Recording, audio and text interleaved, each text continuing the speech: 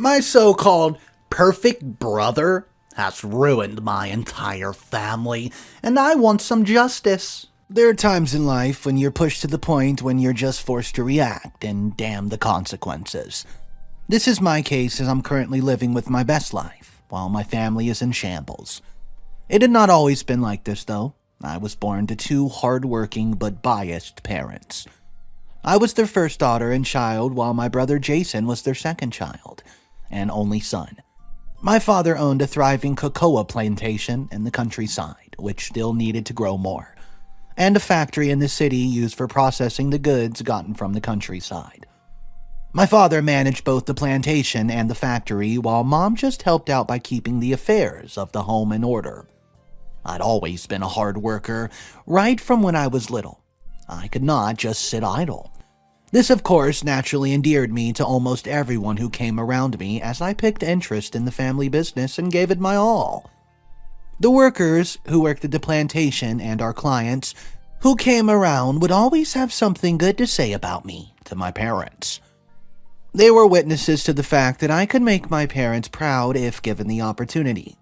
I graduated from college, and rather than work in another man's firm, I chose to stay at my father's business and give my all in building it and helping it grow. I practically gave myself to my family's business. The same cannot be said for my brother, Jason. While I was a hard worker, Jason abhorred work with all his heart. He never did as little as house chores, much less of helping out in the family business, and my parents surprisingly did not oppose his lazy lifestyle. On the contrary, they endorsed it by letting him have his way with virtually everything. I was bashed at my parents for doing the very things which they praised Jason for. And when I complained, they would give claim that I was a lady. How stupid and lame. It was just so stupid, as they implied that being a guy meant that you could get away with the things which a lady could not. This was what I experienced all the time, but I just had to get used to it. Jason had decided he was not going into college after he was done with high school, and as expected, my parents supported his decision. While I spent the whole of my time and energy building our family business, my brother Jason was busy partying and gambling away my father's money, and nobody did or said anything. They acted like they were blind to it all. Jason soon got hooked to Melanie, a 19-year-old girl who he had equally dropped out of school like him, and was a greater inspiration behind every vice which he indulged in. The only times my brother could be seen around the plantation was when he came to pick up some cash, and Melanie was always right by his side. He would bring up a very stupid excuse, which I was sure Melanie'd come up with.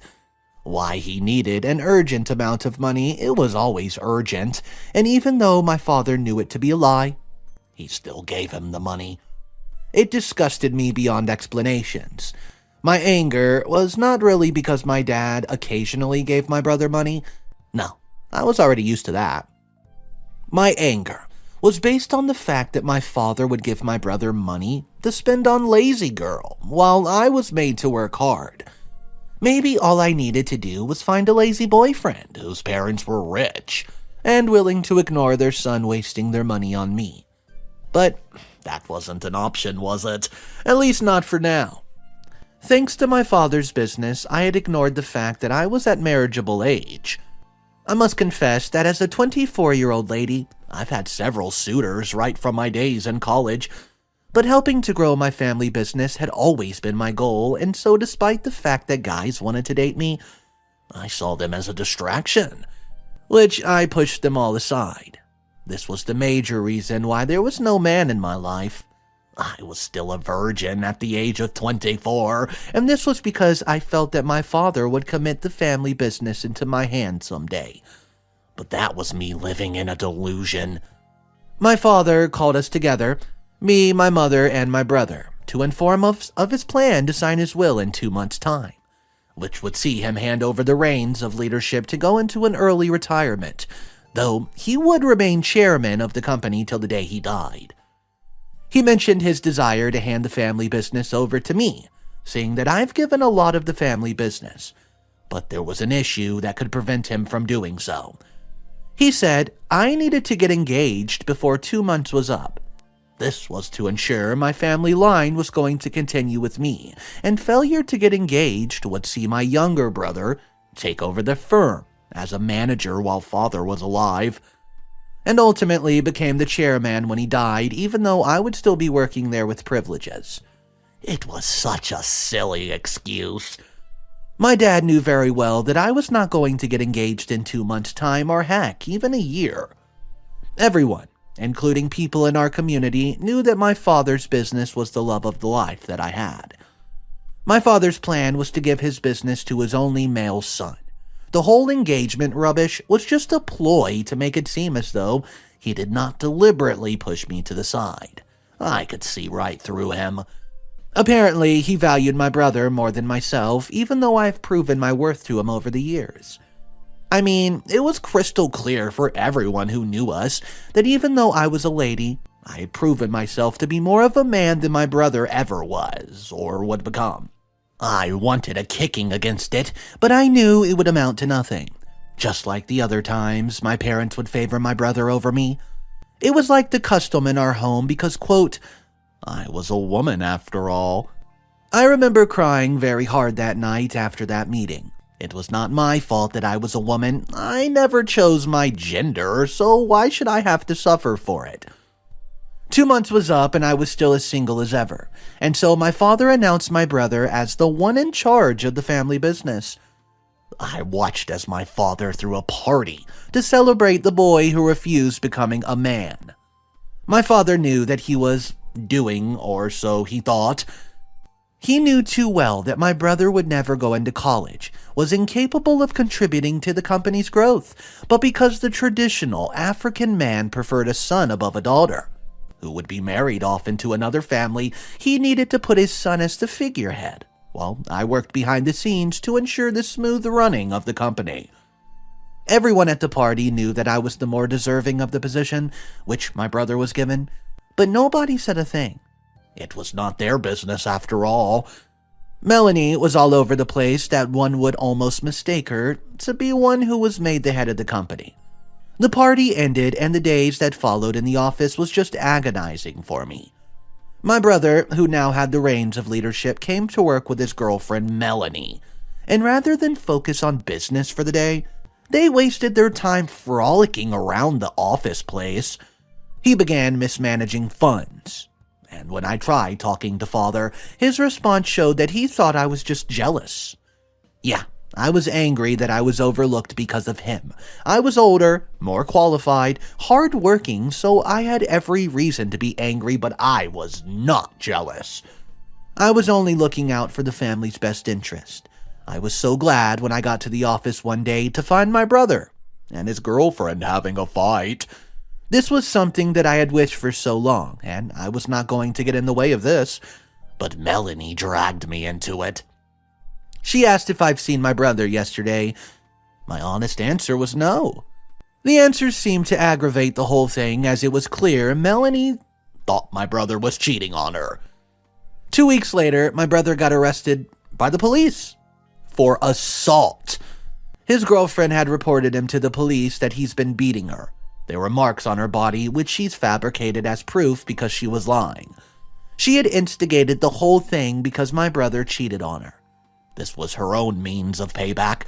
The news rocked my family, except for me. My brother had it coming, I thought. My parents were filled with shame as their perfect son was arrested for beating a woman. It was bad for business. That had competitions all over the place. It serves my parents right, though.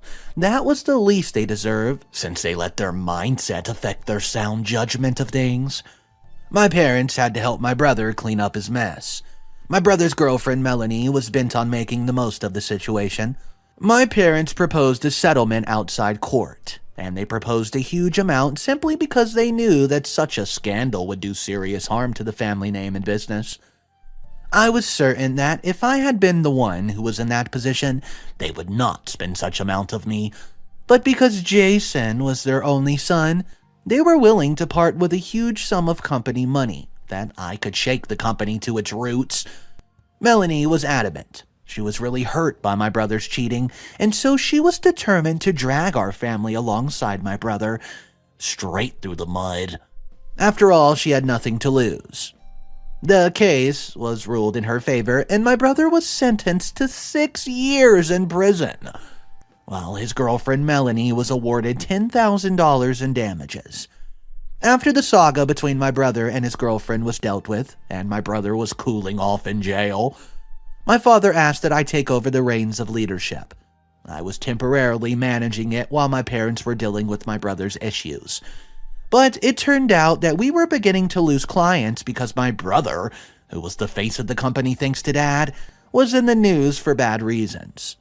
It did not matter to me anyways because I was already considering relocating to a different city to accept a job offer from a prominent textile firm. I was tired of living my life for a family that only valued me because of what I brought to the table. That was just what I meant to them. A tool used to grow the business. Well, I knew for sure that my father only wanted me to take up the managerial position because he had no other alternative. I'm pretty sure that if he had another son, he would not have asked me to take on the reins of leadership. What a father he was. So, I informed my parents of my desire to relocate somewhere else and acceptance of the job that I've been offered, and they both rose up against me. My father, my mother, they claimed that I was not behaving like our family was important. They called me insensitive for even harboring the thought at a time when my brother was locked up in prison. I watched in disbelief, as they said I was an ingrate for wanting to abandon the family and the business now when they needed me the most. Well, I lost my cool. I came down on both of them really hard. I've taken in their nonsense over the years, but not anymore. I pointed out to them how unfair they've been to me all those years, and while they were still in shock that I reacted the way I did, I walked out of them, packed my bag, and made my way to the city where my job offer was awaiting me. My father came out of his retirement to try and save his dying business, as it was clear my brother Jason, who was now in prison, could and would not have anything to do with it even if he was a free man. It was only a matter of time, though, and things got really rough for my parents. My father sold the factory of the city so he could raise enough funds to preserve the plantation. But things did not get any better for them. Managing the plantation became difficult as they could barely pay the workers when due. They were forced soon with no other option. Sell the plantation too, and part of the money was used to settle the workers whose salary had accrued. While things had gotten bad for my parents, the reverse was the case for me. I was basically living my best life, even though there was no man in it yet. Yeah, I was still single, but I had a house, a car, a thriving career. I had a life. I visit my parents some months later out of compassion, and the state of things were simply pathetic. Dad turned into a chronic gambler just as his perfect son, who was in jail, and Mom was now dealing depression. I felt bad for them though, but what seemed to amaze me was how they began blaming me for their misfortune that befell on them. They claimed if I had stayed around, things would have turned out for the better, and they would have not ended up laughingstock amongst the people in the very community they were once respected. This time around, I kept quiet while they talked trash. I knew that they were probably just talking out of frustration, and all they were going through was a result of their own making. If only they had disciplined my brother the way they disciplined me. If only they had not let him get away with everything. If only they had listened to the voice of reasoning, and not made a high school dropout whose only interest was in living a life of debauchery, the manager of their affairs, then maybe things would have turned out more hunky-dory. Well, they've chosen their path, and I was glad I was not amongst their party. I gave them some money before leaving that day, even though I knew that it would do them no good. Once my parents saw that I was doing well after my visit that day, they began trying to establish a relationship with me. Yeah, how pathetic. They now wanted a relationship because they needed someone to take care of their financial needs. Yeah. They wanted using the relationship excuse just to put the weight of their problems on my shoulders. I was not going to let that slide. I kept my distance and tried keeping my life and whereabouts private. I did not want their ugly reputation to ruin the empire that I would build for myself in this near future. I did send my parents money every now and then, but it was not like it was their right or something. It was just me being nice and actually feeling bad for them. My father continued his gambling while my mother sank deeper into depression. And it was not my fault in any way. They both had themselves to blame. I've since made the decision to treat my children equally. Society or wicked cultural views would not ruin my future family. I would not love or favor either of my child above the other. Neither would I condone their excesses because I, quote, love them. My parents had made my brother the only object of their love, and he turned out really terrible. In the end, the tears I've cried all the years growing up because my parents preferred my brother over me turned out for my good. Hard work definitely pays off. Well, guys, that was a rather sad story, to be honest, but at least OP came out on top. All the hard work that she put in and having her father basically just shun her away from the family and making the brother the top dog when he was nowhere close to qualified is a pretty toxic mindset. Let me know what your thoughts on that story was as we look at her second story now. The title is, Am I the a-hole for sitting on my husband's lap during Thanksgiving dinner? Because all the chairs at his family's table were taken. Guys, if you're not subscribed to the channel, you can actually find all my channel links right down below in the description section. I have 3 channels and each channel uploads daily videos, so check those out if you want some more story content, and let's hop into story number 2. I'm a female, 28, have been with my husband Sean for 2 years, married for 5 months. Most of his family are decent people, but his mom can be a little passive-aggressive and tends to criticize me a lot. Sean sees it as her still not getting used to me being around, but I don't know, because she treats his ex Julissa good. Mother-in-law says that Julissa has been around the family for ages, and her past with Sean never affected her relationship with her. Fine, I never minded her attending every holiday and being around till yesterday. We had Thanksgiving dinner at my mother-in-law's house. Sean went there before me, and when I arrived it was already dinner time. Everyone was seated, and I saw that all chairs were taken. I asked mother-in-law why she didn't save me a seat, and she said, sorry. And that was one of her granddaughters decided to show up last minute and the chair was taken. I looked at her, then at Julissa, who was sitting next to Sean, and tries to point out how I was more deserving of her chair. Since, I'm the daughter-in-law. I know, I shouldn't have said it, I know. Mother-in-law flat out said that Julissa is much family as me, and that it was rude to simply imply otherwise. Julissa was nodding confidently while glancing at me. I was so upset. I wanted to leave, but decided to just sit on my husband's lap and act as casual as possible. I sat on his lap asking if he was okay with it. Don't worry, I'm petite, he's strong, and started eating so casually while smiling, smirking, complimenting the food, and mentioning to Sean how warm and comfortable his lap was. The table went awkwardly silent. Brother-in-law would try to break the silence and change the subject, but it somehow grows back to being awkward. Mother-in-law and Julissa were barely eating and were staring at each other, then looking at my eyes wide open. Minutes later, Julissa excused herself to the bathroom and so did mother-in-law.